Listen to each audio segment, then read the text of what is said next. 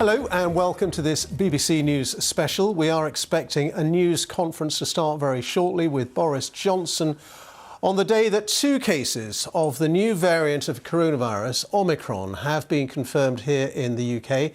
The Prime Minister is going to be joined at that briefing in Downing Street by the Chief Scientific Advisor to the UK Government, Sir Patrick Vallance, and also the Chief Medical Officer, Professor Chris Whitty. We are expecting that news conference to start any minute now. A little bit earlier on, we heard from the Health Secretary, Sajid Javid, who said the 2 cases in the UK were linked to travel in southern Africa, and 4 more countries have now been added to the red list of travel restrictions. So 10 African countries so far on that UK red list for travel because of this new variant. Let's get the latest from our health correspondent, Catherine da Costa. So 2 cases identified of this new variant here in the UK. What more do we know about those 2 cases?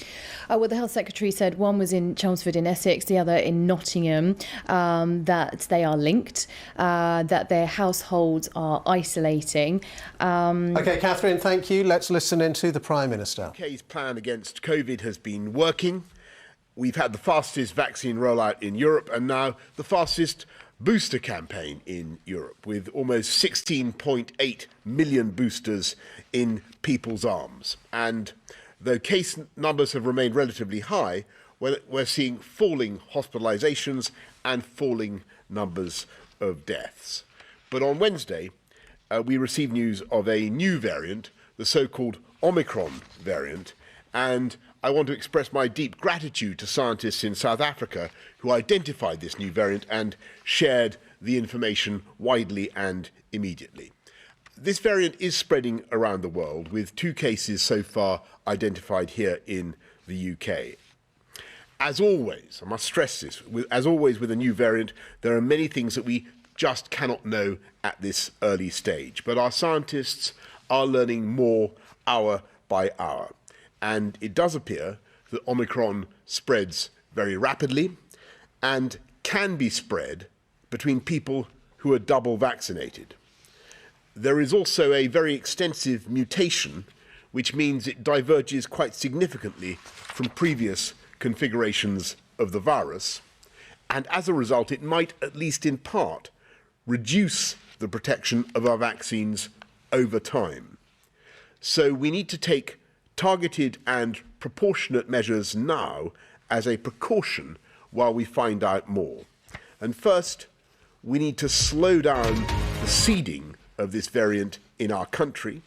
We need to buy time for our scientists to understand exactly what we're dealing with, and for us to get more people vaccinated and, above all, to get more people boosted, as well as to help our NHS prepare in what is already a challenging winter. So yesterday we took steps to protect the UK against the variant coming here from southern African countries, and earlier today added 4 more countries to the red list. But we now need to go further and implement a proportionate testing regime for arrivals from across the whole world. So we're not going to stop people travelling. I want to stress that. We're not going to stop people travelling, but we will require anyone who enters the UK to take a PCR test by the end of the 2nd day after their arrival, and to self-isolate until they have a negative result. Second, we need to slow down the spread of this variant here in the UK, because measures at the border can only ever minimise and delay the arrival of a new variant rather than stop it altogether. So in addition to the measures we're already taking to locate those who have been in countries of concern over the last 10 days, we will require all contacts of those who test positive with a suspected case of Omicron to self-isolate for 10 days, regardless of your vaccination status. We will also go further in asking all of you to help contain the spread of this variant by tightening up the rules on face coverings in shops and on public transport. And third, and most importantly, we need to bolster our protections against this new variant. We don't yet exactly know how effective our vaccines will be against Omicron, but we have good reasons for believing they will provide at least some measure of protection. And if you're boosted, your response is likely to be stronger. So it's more vital than ever that people get their jabs and we get those boosters into arms as fast as possible. So from today, we're going to boost the booster campaign. We're already planning to do 6 million jabs in England alone over the next 3 weeks, and now we're looking to go further. So the Health Secretary has asked the JCVI, the Joint Committee on Vaccination and Immunisation, to consider giving boosters to as wide a group as possible, as well as reducing the gap between your second dose and your booster. And of course, we're speaking to our counterparts in the devolved administrations and will continue to coordinate with them. The measures that we're taking today, including on our borders and on face masks, are temporary and precautionary, and we will review them in 3 weeks. At that point, we should have much greater information about the continuing effectiveness of our vaccines. I very much hope that we will find that we continue to be in a strong position and we can lift these measures again. But right now, this is the responsible course of action to slow down the seeding and the spread of this new variant and to maximise our defences so that we protect the gains we've worked for so hard and so that we can continue to save lives. Thank you. I'm going to ask Chris to do the slides. Thank you much, Prime Minister. First slide, please.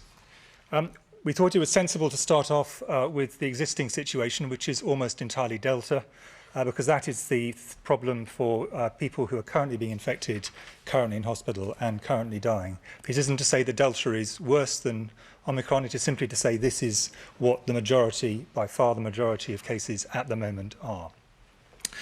So if we look at the current situation, the situation remains that in terms of numbers of cases, overall it is, in our view, broadly flat. Sometimes it is going up and sometimes it is going down. It went up, for example, yesterday in terms of numbers of cases, but that hides the fact that in fact there are 3 different patterns. In younger children, there is quite significant transmission at this point in time, and rates are increasing in many parts of the country. At the other end of the age spectrum, as a result of the booster programme, almost certainly, rates are beginning to drift downwards in people over 60 and particularly people above 70.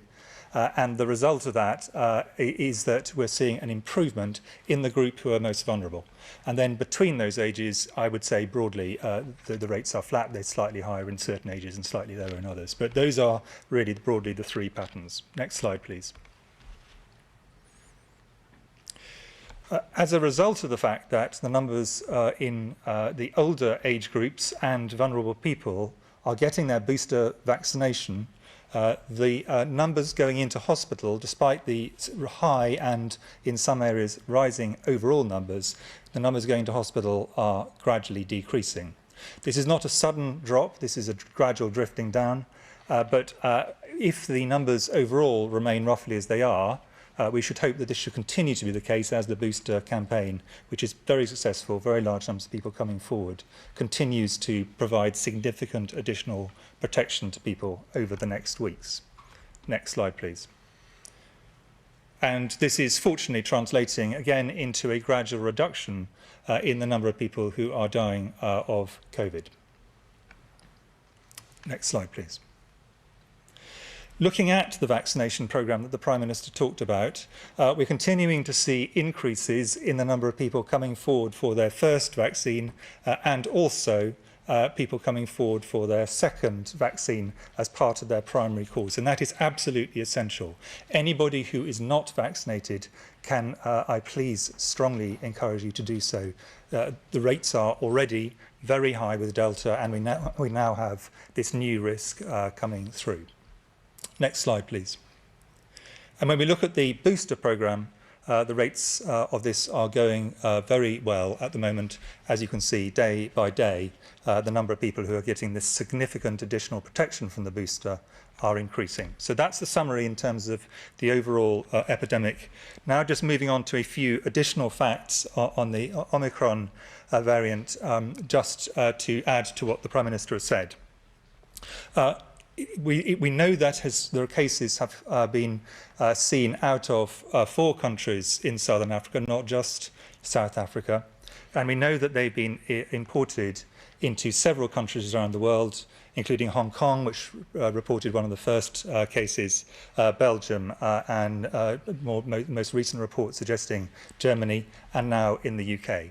We expect the numbers to continue to rise around the world over the next few days. That is our very strong expectation, and the numbers of countries that will be reporting this will continue to rise. That is, I think, virtually inevitable.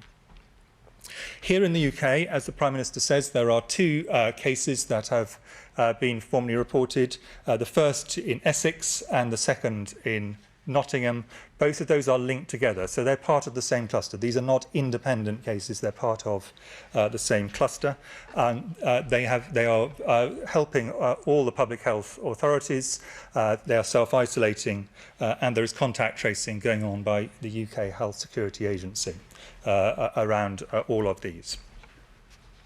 I just wanted to say a little bit about how the virus, with the reason that we are concerned about this virus, and essentially it is, as the Prime Minister said, 2 different things. The first question is a virus capable of spreading? And this one is spreading rapidly in many areas. So, for example, in the Gauteng area of South Africa, up to 90% of the cases that have been reported and genotyped, we are told, are of this new variant. So spread is clear, and it's spreading around the world. So to achieve the first thing, it definitely can spread. Second question is, to what extent is that because it is able to escape immunity from prior infection or from vaccination?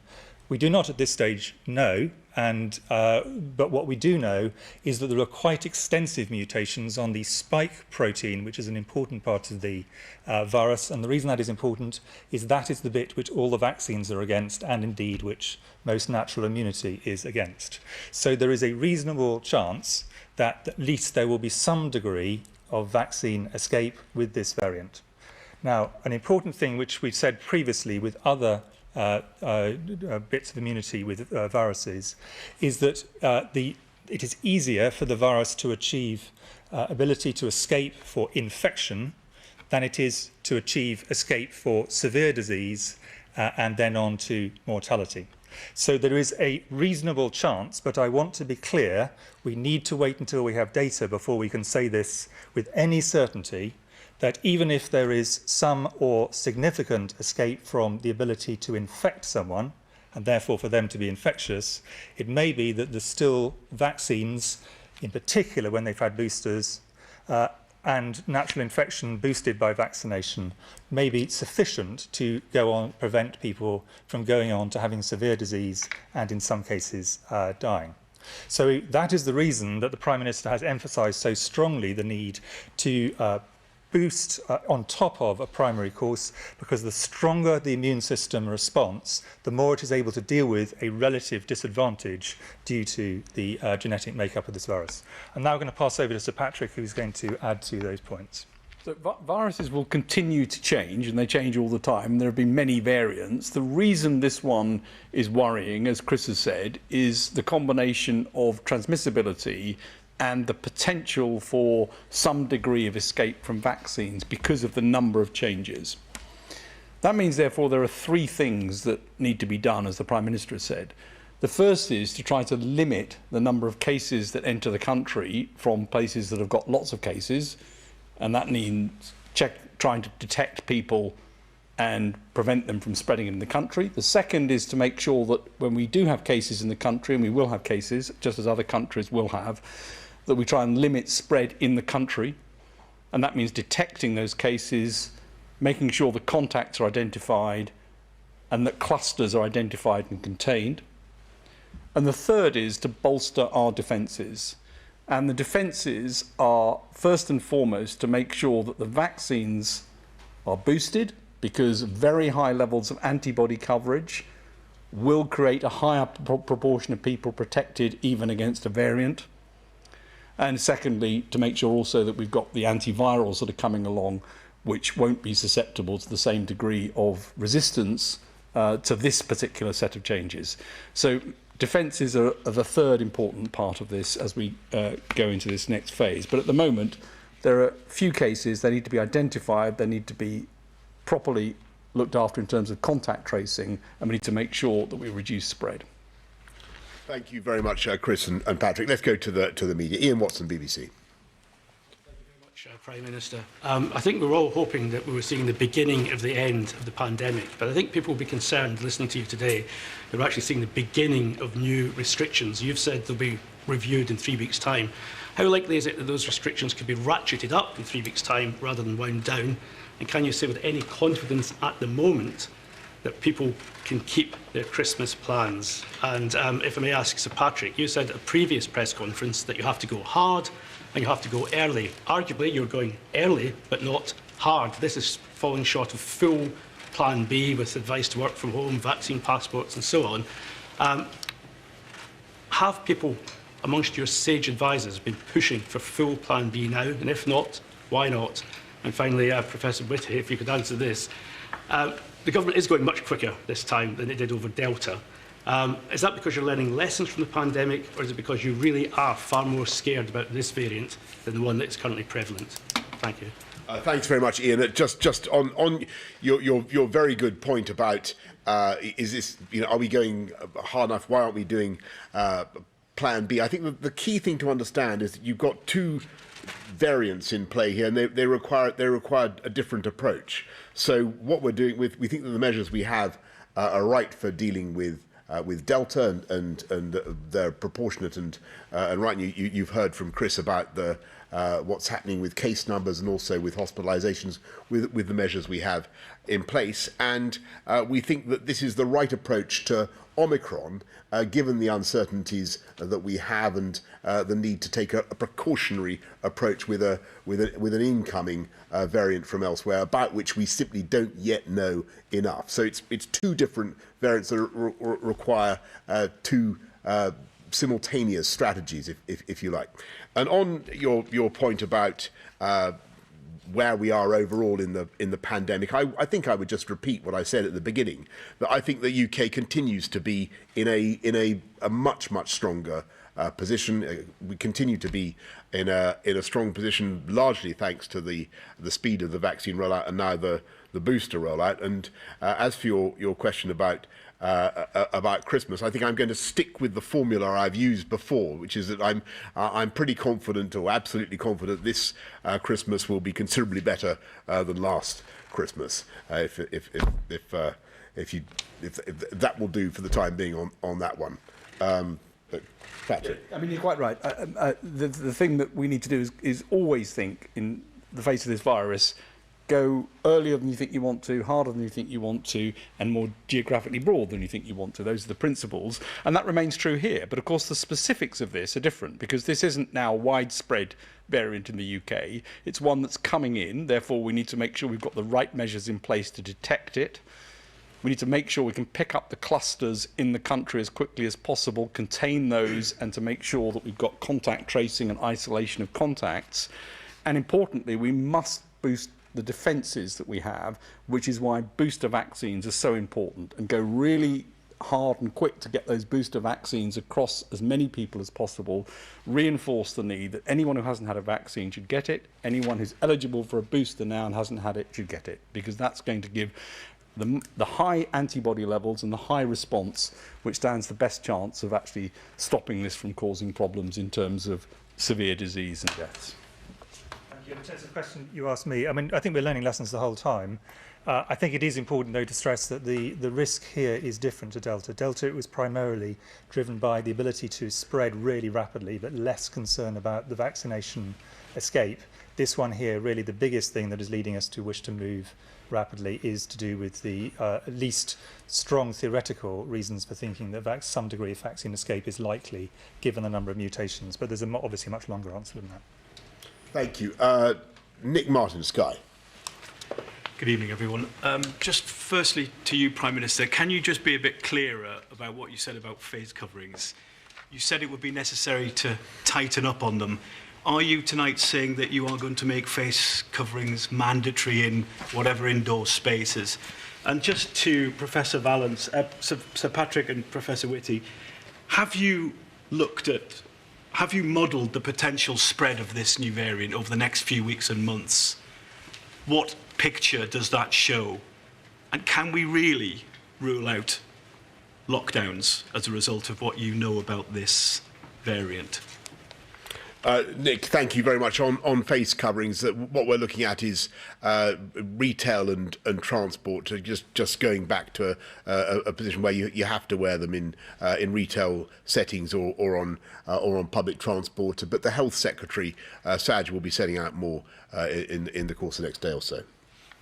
In terms of the modelling of this, in order to model, you need some information around the increased degree of transmissibility or otherwise, and that's still being collected. So we don't yet have enough information to know exactly whether this is more transmissible, if so, by how much. What we do know from South Africa, and Chris has alluded to this, is there are pockets of rapidly growing outbreaks, but that's a rather different situation. So we're trying to get that information. I have to say the South African scientists have been absolutely brilliant.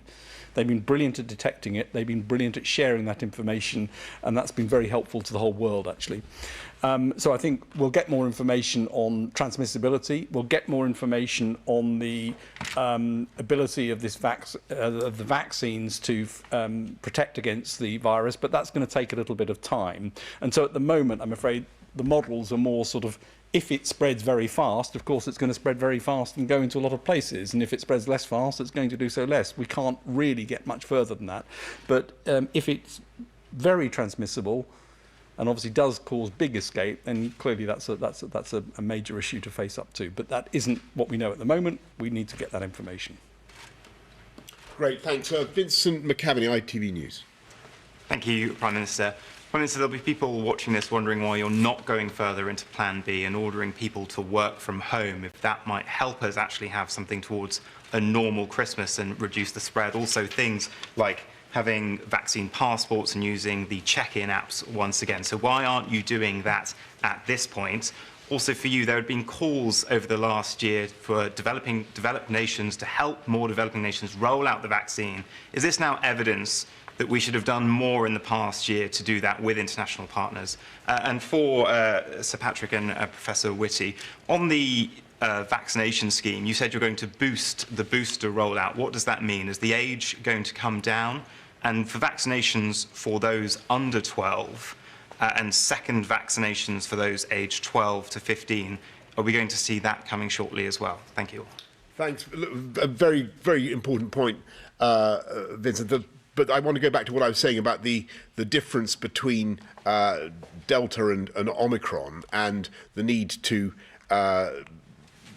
have slightly different tactics to cope with them. When you look at Delta, the measures that we have in place are effective in the sense that you're seeing this downwards tracking of hospitalizations and deaths assisted by the booster program and by the massive take-up of vaccines. And that's the key takeout, I hope, from this briefing today, is that the best way to beat this piece of news is for everybody to get their booster. But for Omicron, what you need to do is to try to slow the seeding with the border measures that we're taking, the tough measures that we're taking at the border, in order to give us time to find out exactly what the risk is, but more importantly, to allow that booster give us time to have another 6 million boosters in people's arms, and we think that would be very valuable. And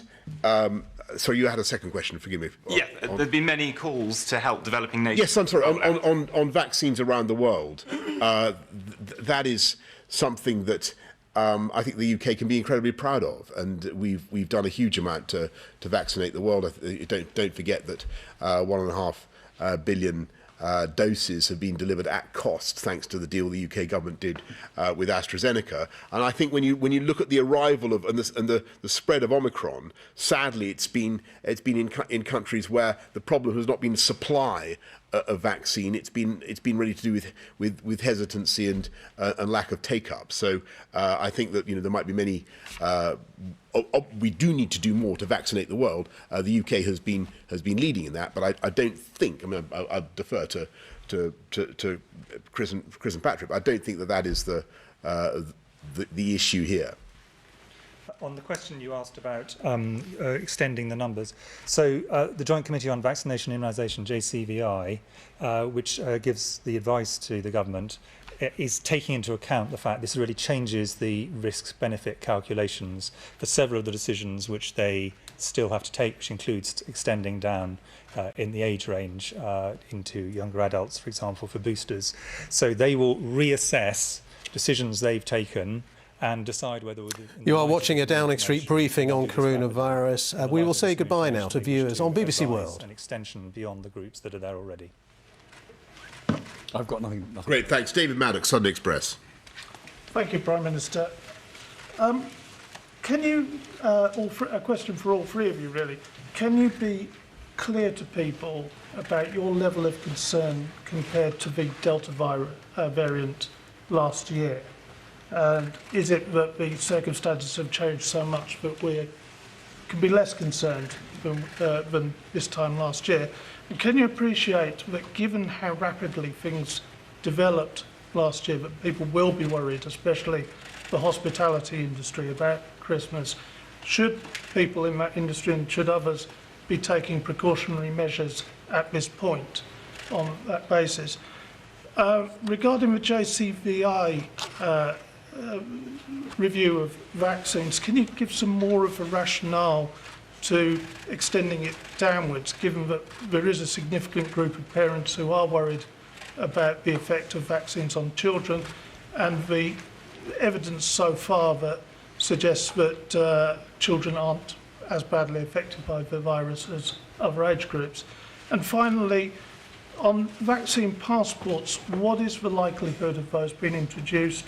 And are you looking at the outcomes in Scotland which suggest that it hasn't had an impact so far on the spread of the virus? Thank you very much, David. I think I'm going to ask Chris and Patrick to comment on vaccination of younger people and vaccination of children in particular. But just on your point about hospitality, as you'll have seen, there's nothing that we've announced tonight that changes the position for hospitality. And I'm just going to repeat what I've said. I believe that as a result of the vaccination programme and of the booster programme that is going very, very fast now, that the UK is in a much, much stronger position. And it's in order to retain that strong position that we're taking the sensible precautionary steps that we're taking today. And I continue to I repeat what I said about my formula about Christmas, that I have every reason to think that it will be considerably better, David, than last year. On the JCVI question, so there are broadly three sets of questions they're going to look at. The first one is actually extending down in adults, down to people 18 for a booster vaccination, and I do think that's probably the most urgent of the decisions they will have to take. There's then a question about a second dose for children who've chosen to take children whose families have chosen to take the first dose, and those aged 12 to 15. They've already decided that this should be extended to young people 16 and 17. And the evidence on that, I think, is broadly been, as evidence has come in, it has made us more reassured about safety rather than less reassured about safety. So, we are, I think most parents would agree that there are now significant outbreaks amongst those who are not vaccinated in schools. Indeed, amongst some who are vaccinated, there is a significant issue in children of that age, and that therefore clearly should be looked at by JCVI. And then they will look additionally at the younger age groups, and they will take a view as to whether they think the evidence is clear enough. Obviously, some countries like the USA have already decided to go in that direction, but JCVI are an independent committee. They will take the decision based on the science that's in front of them. But to go back to this point about, were we more concerned or less concerned? The point we have at the moment is there's a lot of uncertainty about the new Omicron variant, and because of that uncertainty, it is sensible to take a precautionary approach until we know which way things are going, and do that rather than look back and wish we'd done so before. Yeah, I mean, just to add to that, I mean, I think the one thing that I think makes people concerned, and that's why there's so much interest in this, is the number of mutations and the way in which that might change the immune system's recognition of the virus, which is how you get vaccine escape. So that's why people are concerned about this. But as Chris said, there's huge uncertainty about exactly how that translates into protection, and that's what needs to be looked at.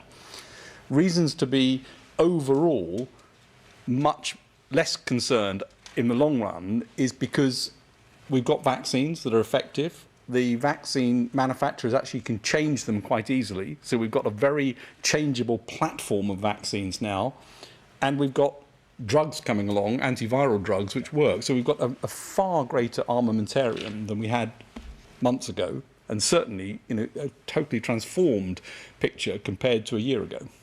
I certainly agree with that. David Wooding's son. Prime Minister, I want to push you a little bit more on Christmas, please, because it's the thing which is at the forefront of our minds. I take your view that we'll have a better Christmas, and I'm glad to hear that. But can you, for the sake of you people watching and for our readers, say how important it is to use these mitigations, wearing your mask and all the other things, in order to have a good Christmas this year? Could I also ask a couple of your two experts? Professor Whitty, you mentioned that some people might have a bit of fatigue about abiding by the restrictions after 2 years of this. Do you think that there'll be any problems in that area with this new variant as we try to get people back into some more restricted lifestyle?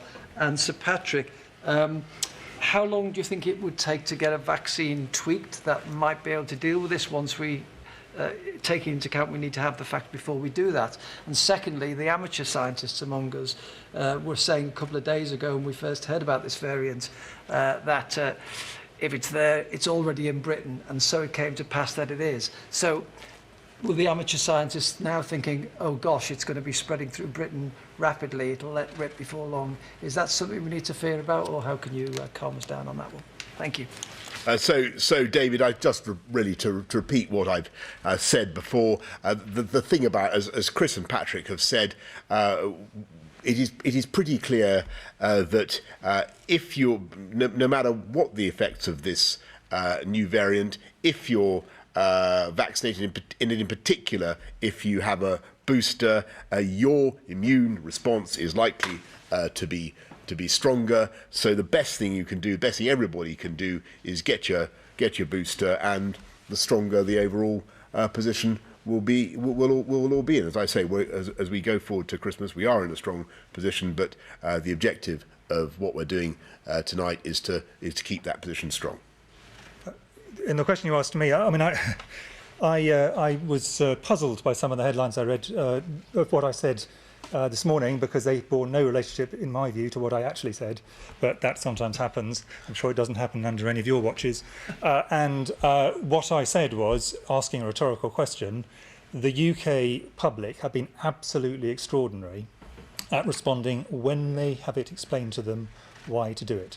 And my point, and my central point, was only, if you're going to ask people to do something, lay out all the data very clearly, explain it very honestly, and so that people understand why it is that you're asking something to do something. That was the point I was making. Quite how it turned into what it was reported as, I don't fully understand, but I mean, that was the point. And if I can make one Christmas plea, it would be that when people raise their glasses at Christmas, they do so to the extraordinary scientists who produce the vaccines, the diagnostics, the drugs, which will allow this Christmas, as the Prime Minister said, to be in a very different place to what it would have been without them.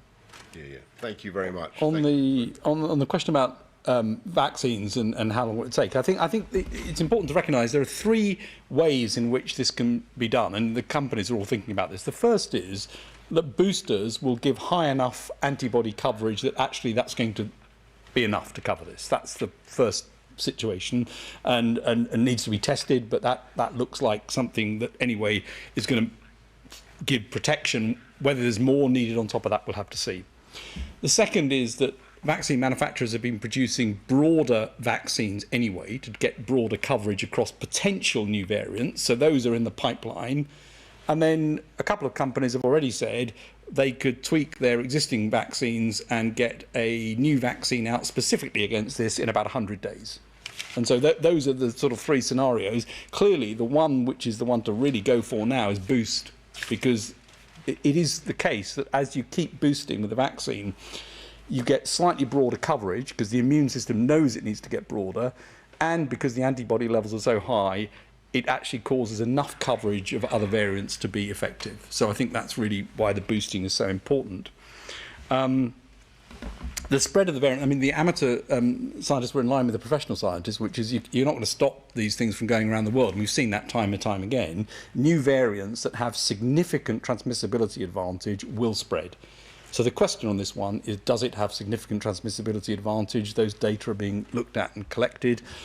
So we do expect it to spread. You can delay the spread by actions.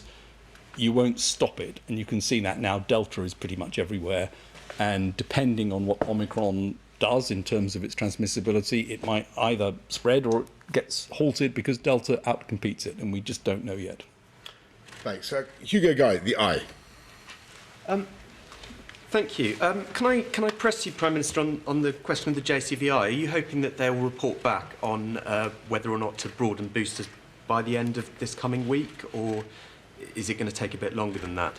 And can I ask Professor Whitty, when do you expect antiviral treatments such as molnupiravir and Paxlovid, which the UK already has on order, to be deployed in the NHS for the first time?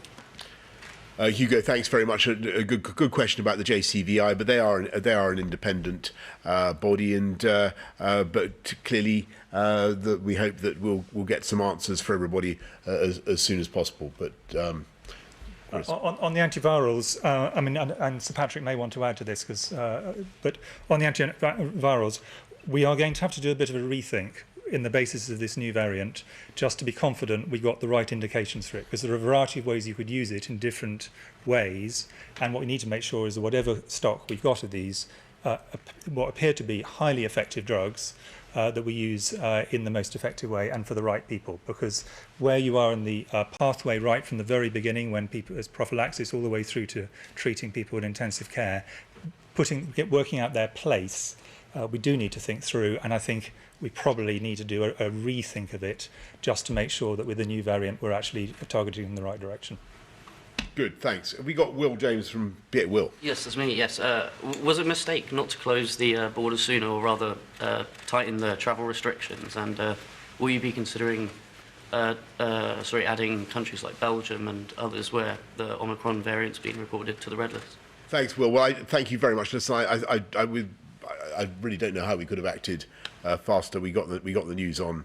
I was told about it on, I think, Thursday, and we closed we put quite a lot of southern African countries on the red list yesterday, some more today, and what we're announcing is some tough measures for I'm afraid for everybody travelling, so that you have to do a PCR test as soon as you get back here, and you've got to isolate for 48 hours until you get a negative result. And I'm afraid that may sound tough, but that is just the way it's got to be.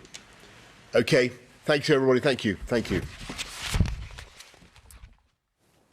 Well, that is the end of that Downing Street briefing with the Prime Minister and Professor Whitty and Sir Patrick Vallance. Let's just sum up then what we heard from the Prime Minister. He said the new Omicron variant that's emerged in southern Africa may, at least in part, reduce the protection of vaccines over time. He said it spreads very rapidly, and indeed it can spread between people who are double vaccinated.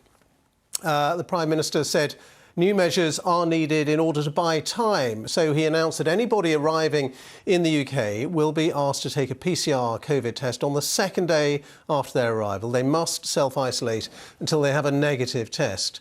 He also said the government will require all contacts of somebody who tests positive for the Omicron variant to self-isolate for 10 days. He said there will be a tightening up of the rules on wearing face coverings in shops and public transport in England. No changes in the hospitality sector, but he said we will get more details on that tightening up of face covering rules from the Health Secretary, Sajid Javid, in the next day or so. The Prime Minister said the government is asking the Joint Committee on Vaccination and Immunisation, the JCVI, to give a boost to the booster programme, in his words, by reducing the time gap between the second jab and the booster.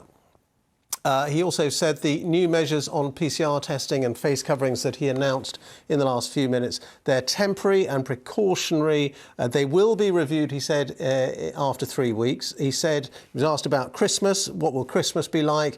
He said he was absolutely confident that this Christmas will be, in his words, considerably better than last Christmas. Let's talk then to Professor Susan Mickey, who's an expert in health psychology at the University College London, a member of the government's SAGE Advisory Committee, the Scientific Pandemic Insights Group on Behaviour and Independent SAGE, and she's speaking to us in a personal capacity.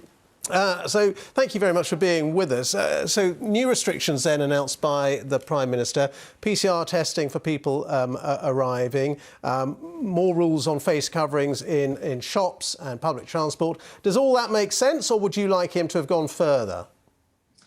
I welcome all the measures that have been suggested, but I'm very surprised that he hasn't gone further, especially in the light of the WHO, the World Health Organization, and Patrick Vallance, our Chief Scientific Advisor, saying that you must go early and go hard in these situations. And in fact, what's being recommended is less than SAGE, the Scientific Advisory Group on Emergencies, was suggesting in September before the Omicron threat was looming. And that included very definitely saying working from home where you can and face coverings without qualifications. So going back to all the places, in fact, you can think about it, all the places where you wouldn't be allowed to smoke, because that means that particulates are getting into your lungs. Those are the places where we should have face coverings. And over the last couple of months, more and more evidence has been coming out about how effective face coverings, and especially the N95 or FFP2 face masks, are in preventing transmission and to some extent protecting people themselves. So I was surprised that these haven't been announced, and I think that is a mistake given the situation we're in. But at the same time, we don't know how dangerous this new variant actually is, do we? We don't. And again, that is an absolute cornerstone of pandemic management, is you go quickly. You don't wait until you know everything. Dr. Ryan from the WHO says you always must be ahead of the curve, ahead of the wave in any pandemic. We must learn the lessons from the mistakes we've made in the past. And I have to say that this is Plan B light. What we should have had is Plan B plus. But there are people are saying, you know, there are new variants all the time. This is a feature of the virus. We've got to learn to live with it. We can't go too far every time there is a new variant of concern. I think Sir Patrick Vallance explained very well why this particular variant is of great concern. It's not just the fact that there's 50 mutations and 30 mutations on the spike protein, but the particular clustering is of real concern in terms of both being more transmissible and potentially undermining the immunity conferred by our present vaccinations. None of us want to be in a situation of more restrictions down the line. If we want to maximise the chance of not having more restrictions down the line, then taking these measures at this moment is the best possible thing we can do. Because what's happened time and time again is there's been what's rather uncharitably called dither and delay. OK, Susan Mickey, we're going to have to leave it there. I'm sorry, we're going to have to cut you off just because we're going to have to now say goodbye to our viewers on BBC One. Sorry to interrupt you there, Susan Mickey, because we just had to say goodbye to those particular viewers on BBC One. But I mean, let me ask you also about the vaccine booster programme, because the government are asking the JCVI to look again at reducing the time between the second jab and the vaccine booster. Now, is this safe? Is this sensible? My understanding is yes. to both of those questions. That's something I think people have been calling for, and extending to the younger age groups also. And yet we don't know 100% how well the vaccine will deal with this new Omicron variant. The data coming out from South Africa are suggesting that it's partially effective, that the people in hospital are primarily the unvaccinated, which suggests that the vaccination is conferring some benefit. So I think people are confident that it's going to confer some benefit. I think the question is, to what extent is it going to be undermined compared to what we have at the moment? Susan Mickey, thank you very much indeed. You've been watching BBC News Special. In the UK, as Boris Johnson announces new measures to slow its spread.